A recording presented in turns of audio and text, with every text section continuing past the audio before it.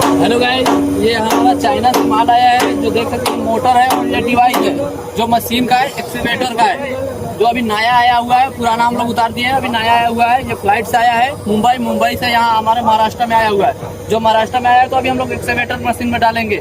जो आप जान सकते हैं ये है डीसीजे मोटर, डीसीजे गेज और डीसीजे रिएक्टर।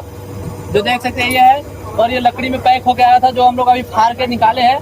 बाकी तो ये हमारा मशीन रहा, जो देख सकते हैं मशीन दिखा दीजिए थोड़ा। ये मशीन है, जो लिगोन का मशीन है, इसमें हम लोग डालेंगे। और ये मॉडल है इसका 975, जो धांसू मॉडल है। कोई फायदा नहीं, ये मॉडल बेकार है। सबसे हाई क्वालिटी मॉडल है 975 EHD।